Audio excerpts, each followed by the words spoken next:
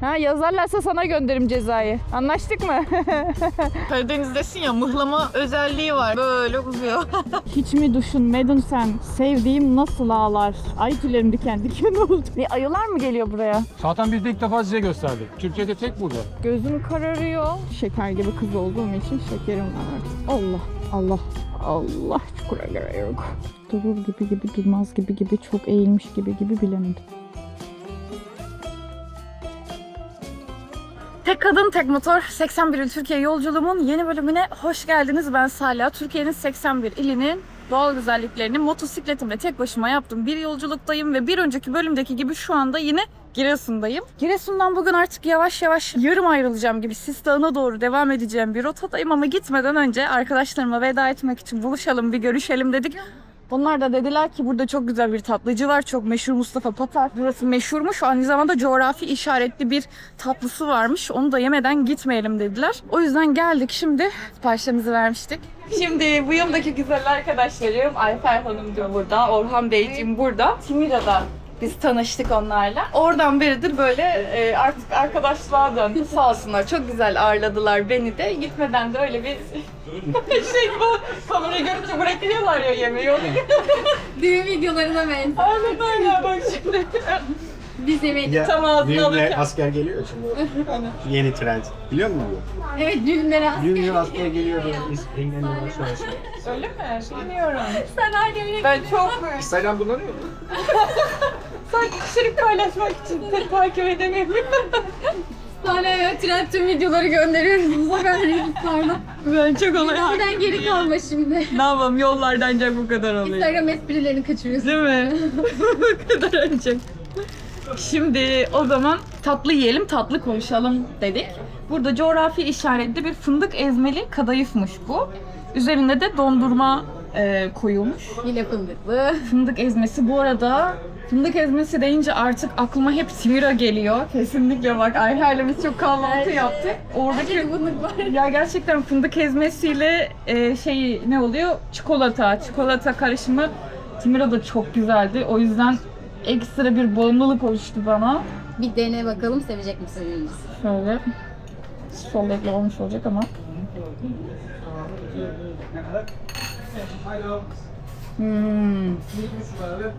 Bol fındıklı.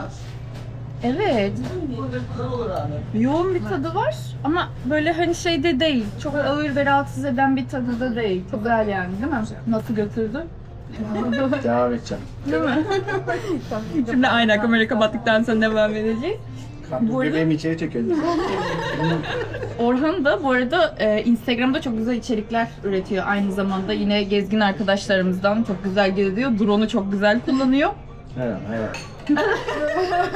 Beni övme. Kullanıcı hesabı da söylemiş olalım. Orhan Anıl Kılınç. Evet. Öyle. Tamam. Takip etmek isteyen arkadaşlar güzel yerleri böyle takip edebilirler.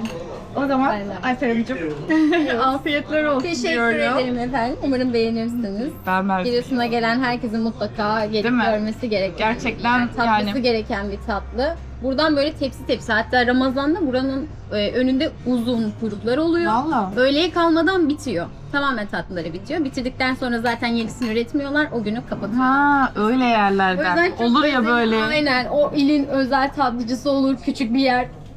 İşte bittiği an kapatır, dükkanı Ha, gidiyor ha. ya. Burası da Giresun'un aynı o şekilde. Ama lezzeti gerçekten güzel dondurmayla da. Sabırsızlanıyorum. Kamerayı kapatacağım ve yiyeceğim artık. Bundan sonra ben tekrardan yola devam ediyor olacağım. Güzel rotaya doğru. Afiyet üzere. olsun. Sen bitirdin zaten.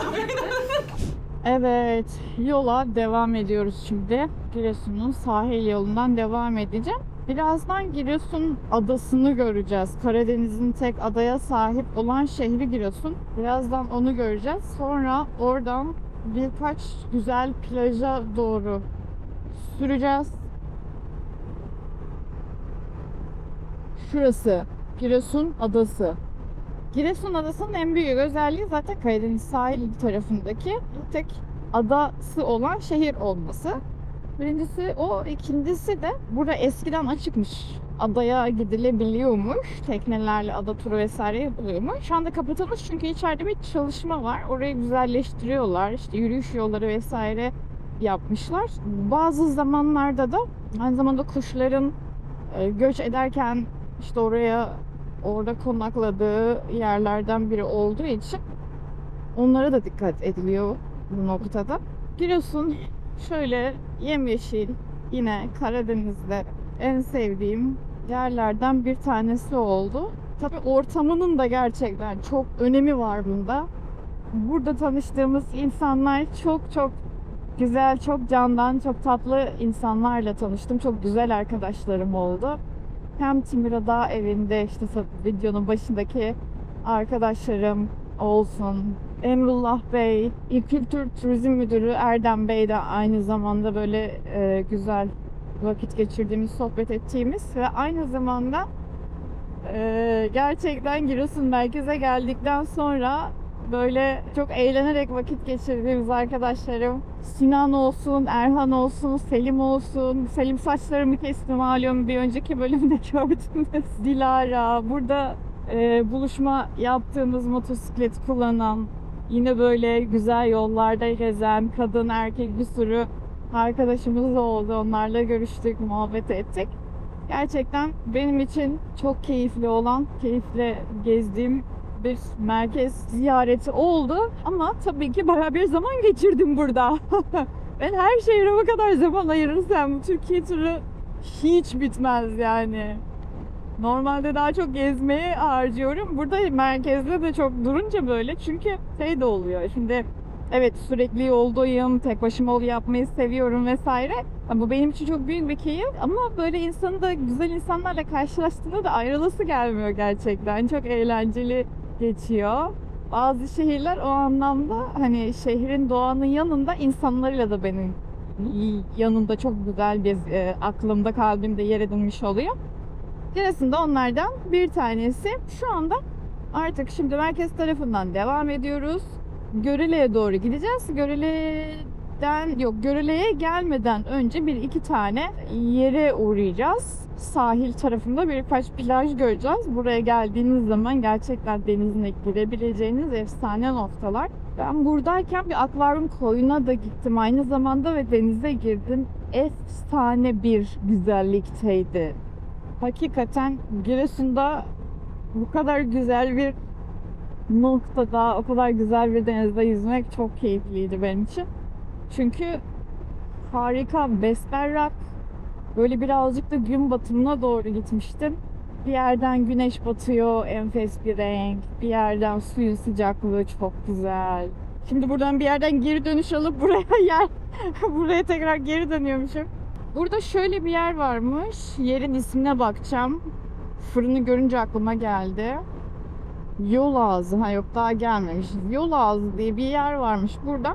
Orada böyle özel ekmekler yapılıyormuş. Böyle 50 kişi falan yiyormuş bir ekmeği. Kocaman bir ekmek. Fiyatı böyle, büyüğünün fiyatı 700-800 TL civarı falan herhalde. Çünkü bayağı 10 kilo mu 10-15 kilo arasında bir ekmek oluyormuş o. Kocaman. Böyle bir tartıp o şekilde veriyorlarmış. Yol Ağzı diye bir yerde, yine Giresun'un çok iyi bir bölüm oluyor ya vallahi. Esne. Yuxun gelir. Yuxun gelir. Ne diyordu? Öyle bir ekmeği varmış burasının. Yol kenarlarında bir sürü böyle pideciler var. Ben kamerayı açana kadar yeri geçtik de burası Düzköy. Şurası da kameradan ne kadar artık görebiliyoruz. Düzköy plajı oluyor, böyle sahil, direkt kumsalda girebildiğim bir yer. Hem kumsal tarafı var hem de böyle kayalıktan direkt girebildiğin çok güzel yerler var. Şimdi yoldan dönüyoruz. Sizi çok güzel bir yere göstereceğim. Şu tarafta. Şu Aşk Koyu'nu gösterebilecek miyim bilmiyorum. Drone olsaydı gösterebildim ama Aşk Koyu şuralı. Allah. Anam. Kaçırdık.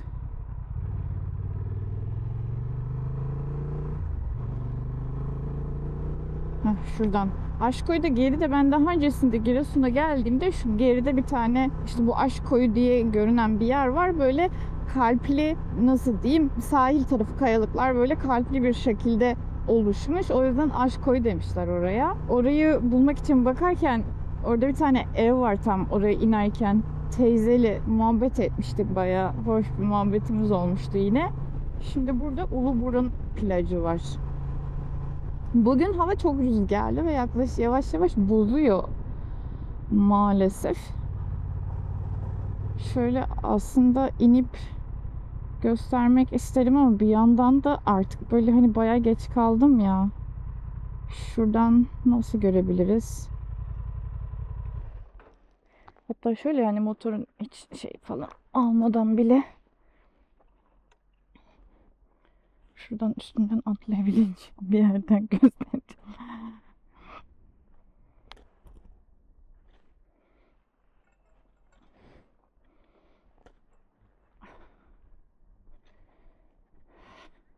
Hani göstermeden geçmeyeyim istedim ama şu anda drone uçuramam maalesef. Çünkü rüzgarlı ve bir hava var. Gittikçe de bozuyor ama burasının da yeri gerçekten güzel bak. Şuradaki işletmenin içinden giriyorsun. Şurada merdiven var. Merdivenden iniyorsun. Orada işte duşluk vesaire falan yeri de var. İşletme de var. Şurası böyle çok güzel bir sahil, denize girmek için böyle bir yer. Burayı da görmeden geçmeyelim istedim. Buradan sonra bir de Delikli Taş var. Oraya da bir bakacağız. Orada dururuz ama muhtemelen ki orada yürüme yeri var diye hatırlıyorum.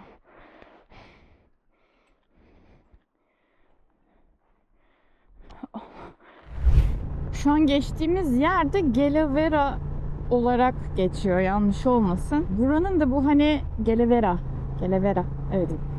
Buranın da hani bildiğimiz bu Gelevera Deresi türküsü var ya. Hiç mi düşünmedim seni oy sevdin böyle ana. Kimse almazsın seni yine bana kalasın sevdiğim. Senin aşkın işte yüreğimi dağlar, hiç mi düşünmedin sen? Sevdiğim nasıl ağlar? Ay tüylerim diken diken oldu şimdi böyle hüzünlü hikayeleri dinledikçe valla şu an evet oldu, enteresan oldu. Şimdi o türkünün yazılmış olduğu yer burası olarak geçiyor. Hikayesi de ne? Bir sevgili var sanırım. Gerçi hikayenin de bir kısmında boşluk olduğunu şu an fark ettim benim tarafımdan. Yanlışı eksik olan kısımlarını isterseniz yorumlarda tamamlayın o zaman. Şöyle bir durum. İki sevgili var. Bir şeylerden dolayı kız bu derede intihar ediyor. Sonrasında arkasında kalan sevgilisi de onun için bu türküyü yazıyor. Bir şeyleri hatırlayamadım. Neden dolayı olduğunu. Dinledim aslında hikayesini. Bir yazı verin hele yorumlara yazı verin. Neden dolayı intihar ediyor başlangıç kısmını? Hatırlayamadım çünkü. Öyle bir hikayesi var. Sözlerine de baktığında o şeyi anlıyorsun. Ben o hikayeyle beraber sözlerini tekrar dinlediğimde bayağı böyle olmuştum. Böyle o yüzden tekrardan dedim ya tüylerim diken diken oldu diye, ondan dolayı yani. Şimdi o Delikli Taş'ın oraya geldik. Şuradan gelip geriden dönüş alıyorsun. Şurada Deniz Kızı plajı varmış. İsmi Deniz Kızı. Dikkatimi çekti, söyleyeyim dedim. Abi benim kafama rüzgar geçti yalnız ya. Hakikaten sen git Karagöl'de o kadar yüz et, hiçbir şey olmasın. Motorun üzerinde soğuk olacak iş değil. Başıma rüzgar soğuk vurdu. Şurası Karaburun plajı dediği yer. Delikli Taş giriş diyor. Burada Allah çukura göre yok. Burada aynı zamanda böyle kamp falan da yapabiliyorsun. Bu sahil de çok güzel. Şu tarafta da Delikli Taş tarafı kalıyor. Oraya birazcık gerçi yürüyelim mi? Dur bakalım, motoru oraya kadar indireyim de sonrasına bakarız. Şu taşlıklı zeminde durayım. Kuma bir daha tövbe yani. Durur gibi durmaz gibi çok eğilmiş gibi bilemedim. Neyse. Oh. Evet. Karaburun'dayız şu anda. Bu Delikli Taş'ın oraya geldim. Buranın çok güzel bir sahili var. İnsanlar bu havada bile gelmişler burada yüzüyorlar. Denizin içinde olan birisi var. Arkadaşın ağzında pipet var. Herhalde şnorkel falan yapmayacak. Abi yok ya. Telefonumun şarjı bitmiş. Yoksa yakından çekim yapardım da editte yakınlaşayım. Ağzında beyaz bir pipet var. Onunla denizin içinde şey yapmaya çalışıyor. Nefes almaya çalışıyor. Ay, çok iyi. Burası gerçekten güzel olan yerlerden bir tanesi. Rüzgar çok gibi geliyor. O yüzden drone uçurmayacağım. Ama drone uçursaydık çok güzel olurdu. Hatta bir FPV'miz olsaydı şu böyle içinden geçerdik. Buradan çok güzel görüntüler olabiliyor. Güzel bir manzara eşliğinde birazcık şöyle bir 5 dakikada dinlenmiş oldum. Şimdi tekrardan yola çıkıyoruz. Görele'ye doğru devam edeceğiz. Orada yine tatlı oldu. Sabahtan beri tatlıcı oldum burada ama gerçekten bir sürü şey var. Orada bir meşhur dondurmacı varmış. Onu deneyeceğiz. İyi diyenler var, kötü diyenler var ama bakalım. Deneyelim, dondurma severiz yani. Gittiğimiz her yerde dondurma yeriz. O yüzden Görele'ye doğru devam şimdi.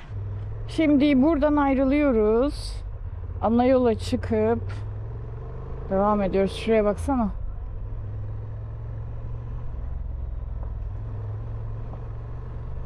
Burası Giresun'un en meşhur plajlarından bir tanesi.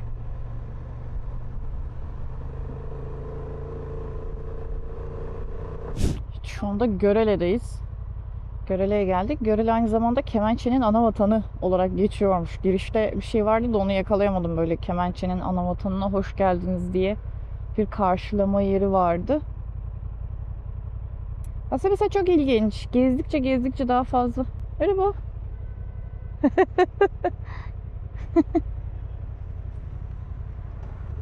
Gezdikçe o kültürleri, şeyleri çok daha iyi anlıyorsun ya. Bir de sadece yani motosiklet sürmek değil. Burayı anlayarak, gezerek, dokunarak anlayabilmek. Şuradan mı döneceğiz acaba? Mesela Kemençe dedim mi daha çok Trabzon, Rize, bize hatta Karadeniz dediğinde daha çok Ula, Uşam bilmem ne vesaire gibi olan şeyler hep aslında Trabzon ve Rize tarafında.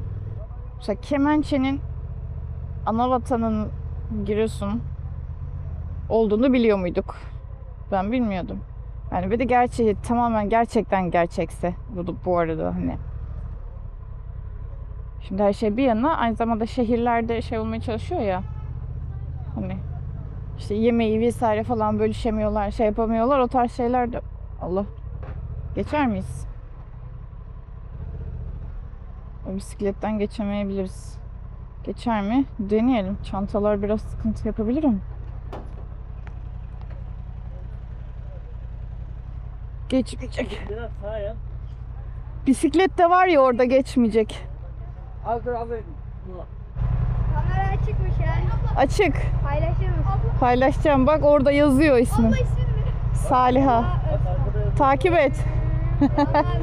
Allah. Abi ya. Sağ ol, size de. Çok teşekkür ederim. Sağ olun. Geçtim abim.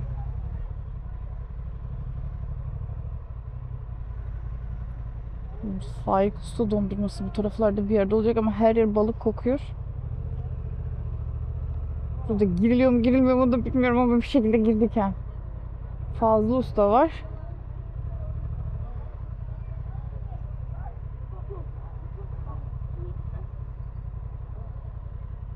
Ha, burası değil mi? Faik Usta burası değil mi? Tamam.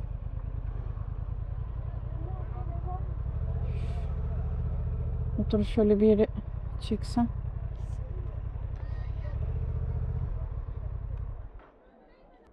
Merhaba. Hoş bulduk. El kolu yapıyor.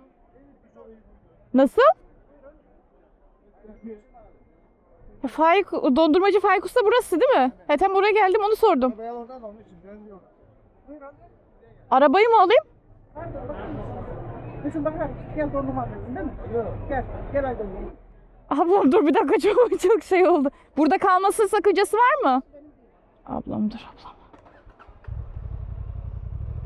Zaten facia çıkartacağız şu karışıklık içerisinde.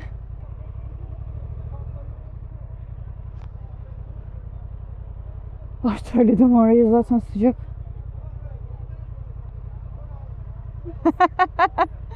Merhaba. Soruyor bir adama, beni soruyor. Ha sor. Allah Allah. Tabii benim ya, benden de. olaylar var. Girdiğimiz yeri karıştırıyoruz onu.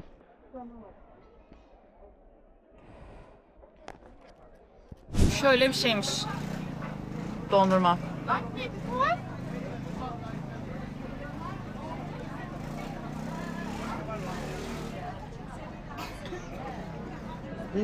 Yolculuk nereye? Bu taraf mı bu taraf? Nereye kadar? Sis Dağı'na. Sistan. Burada bir otel var. Kalacak mı orada? Konser mi? Sen nerede? Kalacak mısın orada bir daha ineceğim mi aşağı? Yok yok, devam edeceğim. Gümüşhane'ye doğru. Sistan'dan Gümüşhane nereye? Zigan'dan geçeceğiz. Neyse. Yeter. Kimin konseri var? Ha? Kimin konseri var? Konser mi var dediniz? Hayır, Zigan'dan geçeceksin. He, konser var dedin anladım. Yok yok. Konser varsa bilmiyorum tabii. Ne bileyim. Değişik. Salep var. Mekan olarak çok iyi. Otur burada böyle bütün gün çarşıyı seyret. Bir de limonata verdim sana. Oo abi, ne yaptın? Teşekkür ederim. Limonata da tadalım o zaman.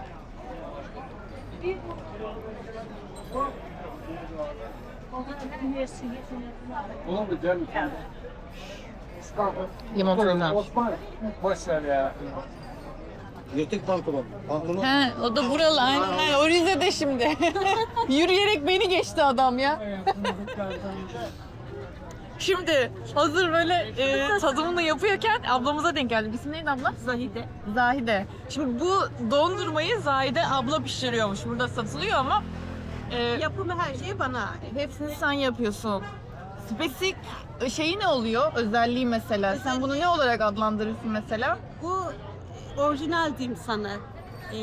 Katkısız, süt, salep, şeker. Süt, salep, şeker. O yüzden bu kadar böyle şey gibi, Karadeniz'desin ya, mıhlama özelliği var şeyde, böyle aynen böyle uzuyor. Valla ellerine sağlık. Kadının gücü, kadının emeği yine her yerde. Dipnot söyleyeyim, 4. kuşak en eski dondurmacı biziz. Öyle mi? Ha, evet, girerken böyle bir şey. Çakmalar. Hakikaten ama burada yani bir sürü dondurmacı var. Ama onlar bizden türediler. Sonrasında Aha. şey olarak asıl olan yer burası. Evet evet, 4. kuşak. Bunlar karşısında bir şey var. Sebze meyve ve tantunici var. Burada hemen karşısı. Vallahi ellerine sağlık ablacığım. Afiyet olsun canım. Afiyetle yiyelim o zaman. Teşekkürler. Bu beyefendi de satış tarafında. Bende her şey var. Sen neydin? İlk geldim. O sırada kamera açık mıydı değil miydi bilmiyorum. Beyefendi şey yapıyor. Tamam, yeter. Çay verdik mi? Dondurma verdik mi? Limonata verdik mi diyor böyle. Verdik. Ellerine sağlık ablam. Afiyet olsun. Sağ olasın. Her zaman bahar gel. Teşekkür ettim. Sağ ol.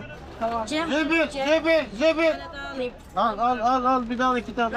Al kaşığı olmadan dondurma al. Elinle mi yiyeceksin? Al. Bir defa ver. Al. Zebil ne demek? Sizden duyalım. Zebil hani İzmir'de lokma dağıtıyorlar ya. Hı hı. Da burada da millet yani insanlar işte maaşıyla ya da işte topladığı fındık parasıyla öyle ölüsünün dirisinin hayrına dondurma dağıttırıyor. Cüzi miktar. Yani çok pahalı bir şey değil. Öyle, hı hı. 20 liradan dağıtıyoruz. Ha, süper. Maksat bir kişi Allah razı olsun dese yeter. Evet, güzel. O da iyi. Bak, o kültürü yaşatıyor olmak da güzel ya. Tabii ki. Buradan. Evet, Süleycu. Allah hayrını kabul etsin, hadi görürüz. Amin. Gel. Tuzlu tuz var. Tuzlasız. Vay. O zamanla elime yapmış. Abla buyur hoş geldin. O sana buraya bak. Sen oraya bak. Soğutma sistemi bu. Tamam mı? Soğutma sistemi ilkel yani en ilkeli bu. Eskiden de böyleydi. Doğal yani. Önceden kar vardı. Şimdi buz var.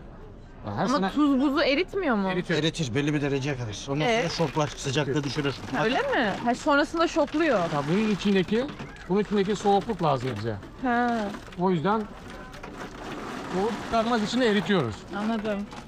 Ya kaynayan makarna suyuna tuz atınca ne oluyor? Kaynaması duruyor değil mi? Duruyor. Sıcaklığı düşürür. Bir getiriyorum. Dondurmayı soğuk halde tutabilmenin en geleneksel yolu. Bak. Önce buz koyuyor, ondan sonra tuz koyuyor. En ilkel sistem işte. Evet. Yani 2000 sene önce Roma'da yaşasaydın gene aynı şey olacak. Dondurmanın atası yani bu dondurmanın atası. Evet bu şekilde tekrar kapatacağız.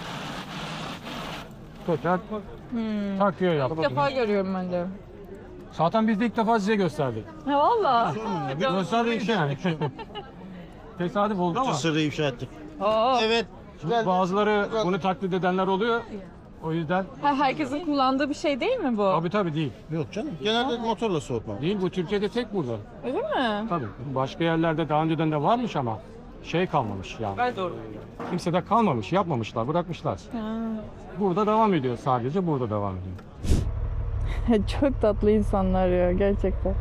Bir tane yola gidiyorum. Abi son anda gördü, sanki ezecekmişim gibi bir anda şey yaptı. Güldüm, böyle selam verdim. Erkek zannetti işte muhtemelen ilk başta. Sonradan kız olduğumu anlayınca ya dedi. Şuradan yol gitmiyor. Mecbur ana yola döneceğiz herhalde.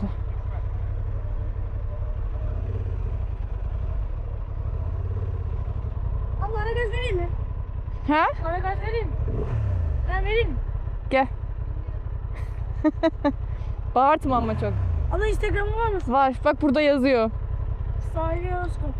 Zaten takip etsene, ben de senden bakarım. Salih Özkan. Abla açacaksın mı? Atacağım. Tamam. Hadi bay bay. Şuradan yol geçebiliyor muyuz biz? Buradan git. Şu kaldırımdan aşağı in. Yazmazlar değil mi ceza oradan geçersem? Vallahi bilmiyorum. Ha, yazarlarsa sana gönderirim cezayı. Anlaştık mı? Hadi gel, kolay gelsin. Şuradan aradan artık geçeyim, yapacak bir şey yok.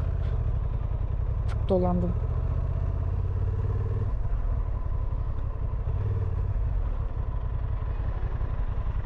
Abim tam yerinde durdun ha. Sen de tam önüme geldin. Ben şuradan ineceğim bir dakika.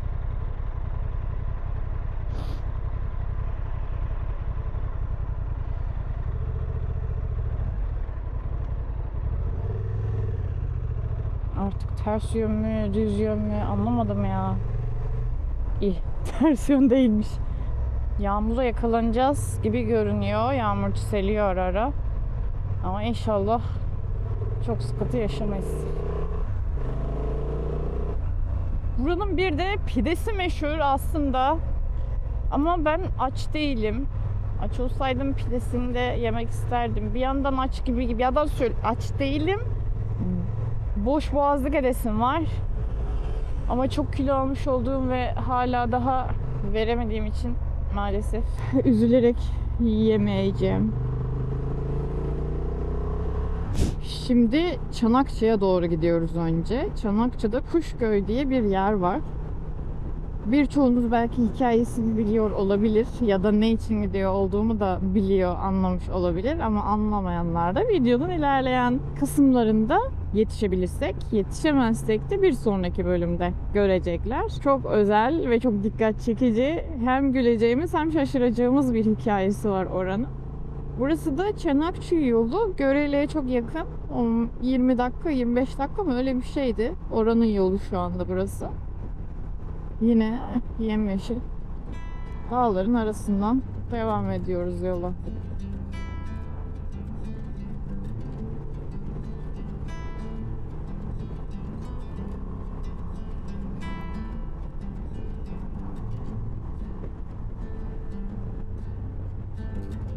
İnanca köyüymüş burası, yol üstünde.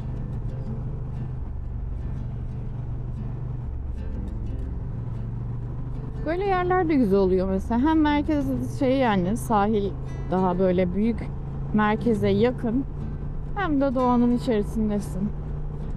Tabii direkt önünden yol geçiyor olması soru işareti ama var mı buralarda hepinizden nefret ediyorum evi? Görüyor musunuz hiç etrafta? Evi var burada. Hepinizden nefret ediyorum ama bazılarınızdan değil.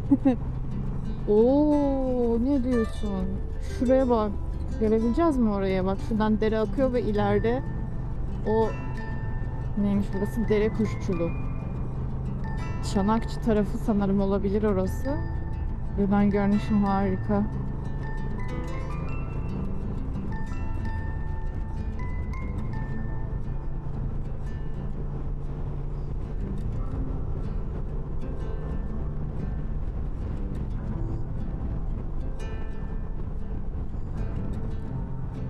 Kale dibiymiş burası da. Hava sıcak mı soğuk mu anlamadım. Böğrüme soğuk oldu. Bak kale dibi bitti. Erenköy, Karıncakalesi Erenköy. Burası Beyli.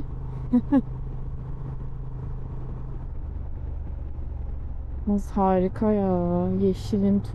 Yeşilin içinde olması ve manzarası çok harika.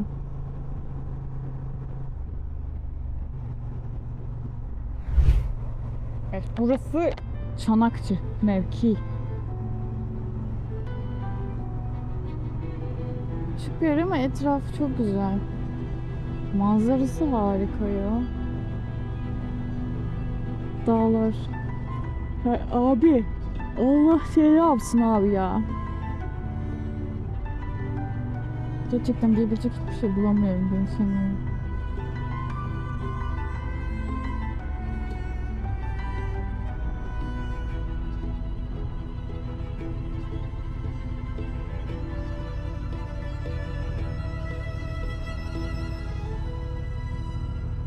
Bulay mı var? Anlamadım ama.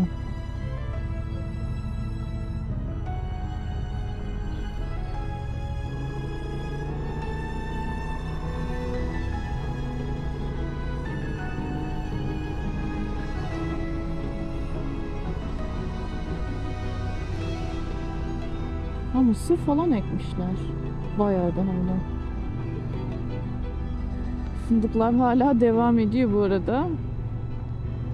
Ay buralar çok güzel. Buralar tam böyle yukarıdaki artık bahçelere mi, yaylalara mı ne çıkarken ki yol. Şimdi ben nereye gideceğim? Bu yoldan mı veriyor? Allah Allah. Bu yol veriyor. Şimdi ben nereye gideceğim biliyor musunuz? Şimdi Giresun'da benim zamanında geldiğimde bizi gezdiren bir abi vardı. Metin abi. Giresun'la alakalı onun da çok bilgisi gerçekten çok fazla ve detaylı. Sağ olsun. O da böyle birkaç yer söyledi bana.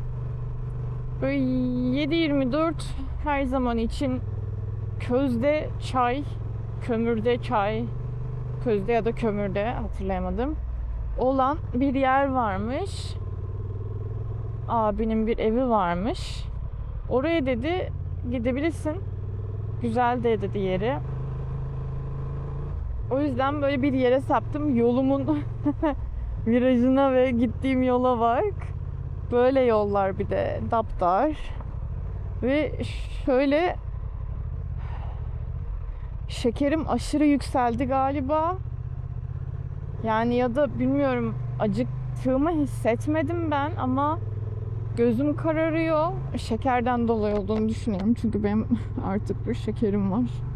Şeker gibi kız olduğum için şekerim var artık. Öyle bir sıkıntımız var ve uzun zamandır bazı hissettiğim şeylerin nedenini açıklığa kavuşturmuş da olduk. Aynı zamanda dondurma üstüne limonata vesaire benim sanırım biraz şekerimle oynadı. Böyle elim ayağım bir titriyor, şey yapıyor, bir boşalıyor, böyle bir garip bir şey oluyor. Böyle tuzlu bir şeyler atmam gerekiyor gibi hissediyorum. Şu abinin olduğu yere gideyim. Benim yanımda hala zamanında hatırlarsanız tam dereden o Eğribel geçidinden geçtiğimiz falan bir yer vardı. Çocuk hiç havlama. Ha. Aferin koçum benim. Hakan'dan almış olduğum peynir ve tereyağı falan duruyor. Allah. Onlarla bir şeyler yapabilecek durumdayım. Ekmek bulmam lazım sadece. Elim ayağım kesildi lan. Vallahi. Uf.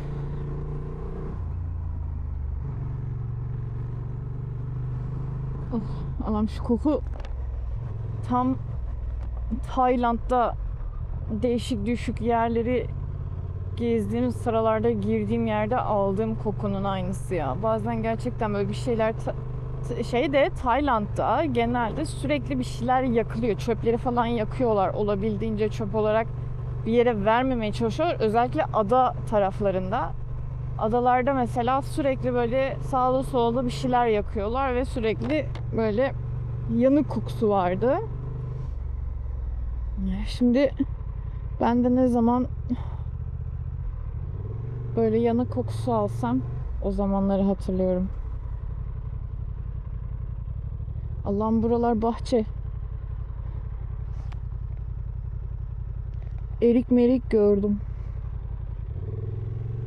Ama milletin olduğu için de elleyemiyorum. Abim azıcık öne alsan ya. Ben de kolay geçeyim mesela. Eyvallah, beni bekledin ama çok dar bir yerde beklemişsin.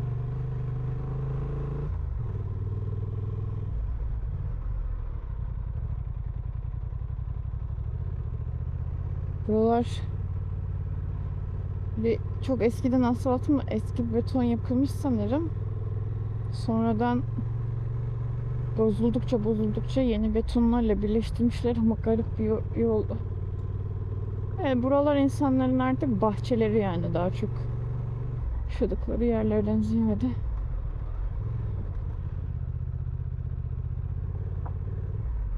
Haydi.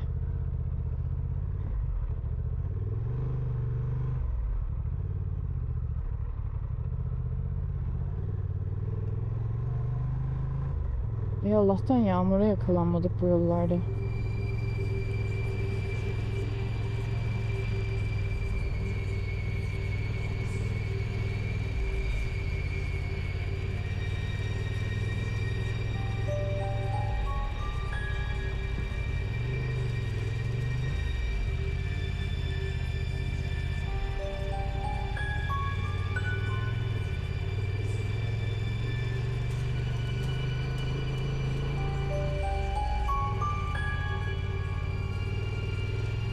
Aman aman, nerelere geldik daha?